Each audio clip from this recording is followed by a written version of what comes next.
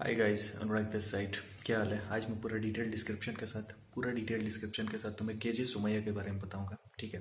KJ Somaiya college of engineering जो कि मुंबई में सिचुएटेड है, तो उसका पूरा डिटेल डिस्क्रिप्शन में पूरा डिटेल रिव्यू करूंगा। ठीक है।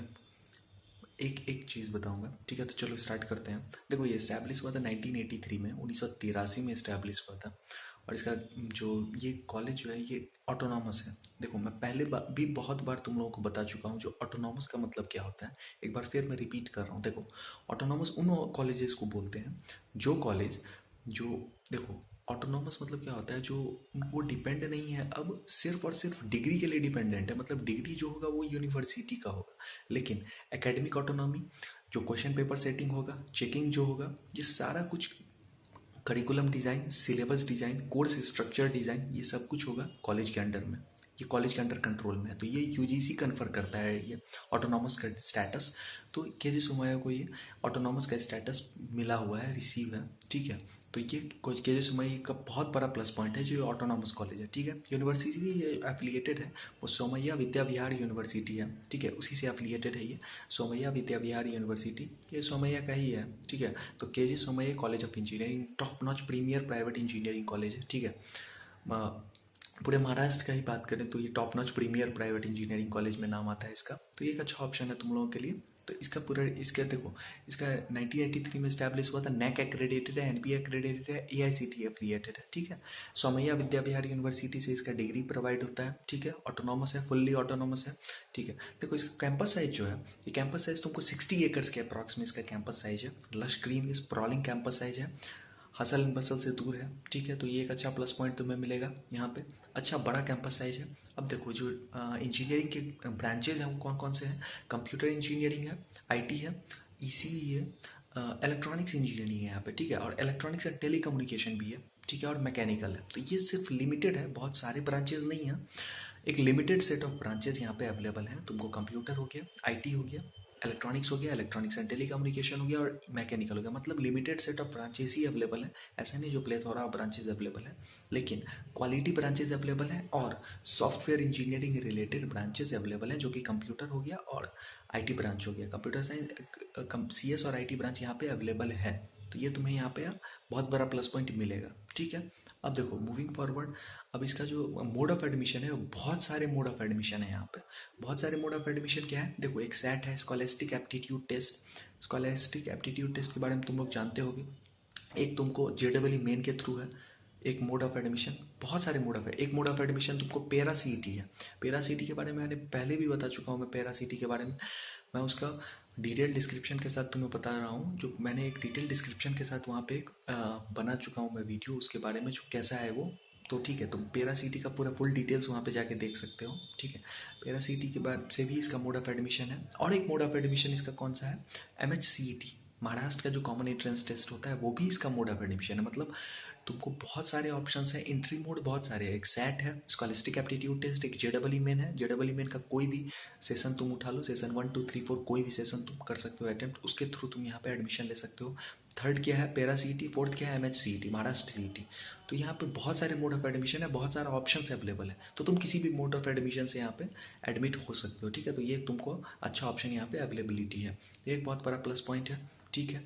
अब देखो, इसका जो फीस स्ट्रक्चर है, देखो फीस स्ट्रक्चर थोड़ा सा यहाँ पे एक्सपेंसिव है। ठीक है। फीस स्ट्रक्चर थोड़ा सा एक्सपेंसिव है, 14 लैक्स है।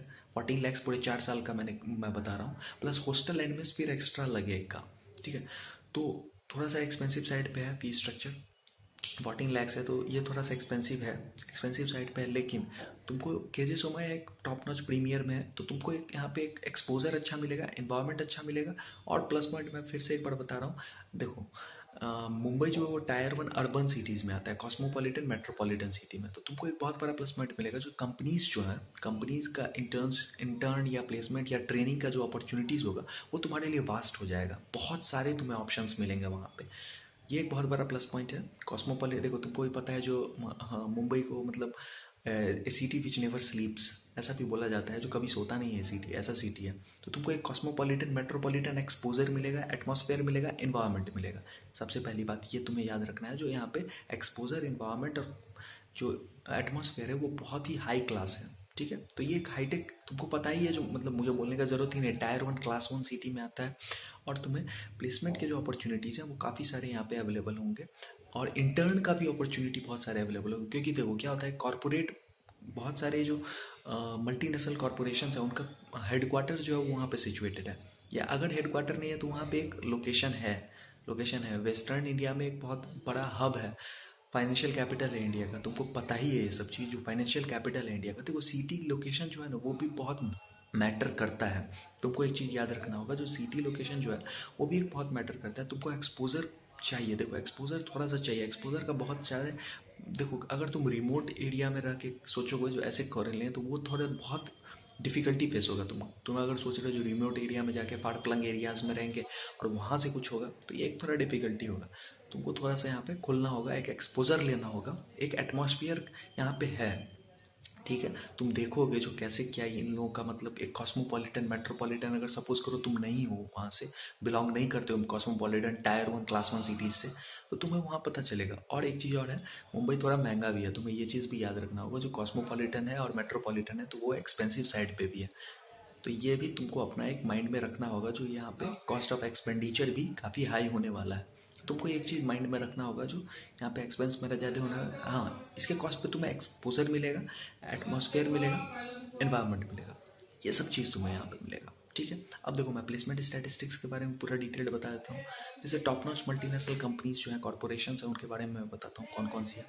जैसे देखो देखो कुछ मैं नाम लेके बता रहा हूँ, सिस्को हुआ, माइक्रोसॉफ्ट हुआ, इन्फोसिस हुआ, टीसीएस हुआ, digital, Godrej, Deloitte, Capgemini, Accenture, Infotech, ये अमेजन, ये सब तुमको टॉप नॉच मल्टीनेशनल कॉर्पोरेशन यहाँ पे मिलेंगे। ठीक है, इसका NIRF रैंकिंग जो है वो 171 है, 171 इसका NIRF रैंकिंग है, नेशनल इंस्टीट्यूशनल रैंकिंग फ्रेमवर्क, तुम्हें पता होगा। तो ठीक है, ये भी इसका अच्छा है, एक अच्छे साइड पे है इसका हायर।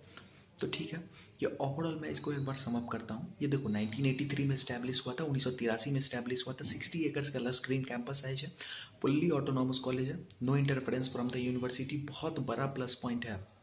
ऑटोनॉमस कॉलेज होने का बहुत बड़ा प्लस पॉइंट होता है, याद रखना इस चीज़ को। Academic autonomy, curriculum, course design, course structure, timely exam completion. तो बहुत सारे कॉलेजेस में क्या होता है ना, टाइमली एग्जाम ही कंप्लीट नहीं होता है, वहाँ लटक जाते हैं बच्चे। तो ये सब भी बहुत बड़ा प्लस पॉइंट है, ऑटोनॉमस में टाइमली एग्जाम कंप्लीशन होता है। एक इवेल्युएशन जो होता है, असेसमेंट जो होता है, वो काफ़ी स्मूथ, फेयर और ट्रांसपेरेंट वे में होता है। तुम्हें ये सब भी देखना होगा। ठीक है, ये हुआ। उसके बाद फीस स्ट्रक्चर थोड़ा सा एक्सपेंसिव साइड पे है, तुमको एक्सपोजर, एटमॉस्फेयर और एनवायरनमेंट यहाँ पे मिलेगा, ये याद रखो। ठीक है, अब देखो प्लेसमेंट स्टैटिस्टिक्स के बारे में मैं इसका हाईएस्ट LPA बता देता हूँ। 40 LPA इसका हाईएस्ट है, और एवरेज इसका 5.7 के अप्रॉक्स में इसका एवरेज LP है। ठीक है, एवरेज LP है तुमको 5.7 के अप्रॉक्स में, 5.7 तुमको एवरेज LPA हो गया, और हाईएस्ट इसका 40 LPA है। तो ये तुमको एक अच्छा, एक यहाँ पे समअप कर दिया मैंने, जो एक पूरा डिटेल्ड के साथ, ये एक अच्छा ऑप्शन अवेलेबल है। ठीक है, कोई भी क्वेरी, कोई भी डाउट है, कमेंट करो, बताओ जो कौन सा डाउट है, कोई क्वेरी है मैं आंसर करूँगा। ठीक है, मैंने इंस्टा का लिंक भी शेयर कर दिया है कमेंट सेक्शन में, तो तुम उसे भी इंस्टा पे मुझसे मेरे साथ जुड़ सकते हो। ठीक है, इंस्टा का लिंक मैंने शेयर किया हुआ है, इंस्टाग्राम पे आओ, जुड़ो मेरे साथ। कोई भी डाउट, कोई भी क्वेरी है, इंस्टा लिंक मैंने शेयर किया हुआ है, डाउट क्वेरी को पूरी तरह से खोल के पूछो। देखो मिस्टेक नहीं करना है, तुम मुझसे कोई भी डाउट, कोई भी क्वेरी वहाँ पे पूछ सकते हो, इंस्टा पे डायरेक्ट मैसेज के साथ। ठीक है, thanks a lot, keep supporting.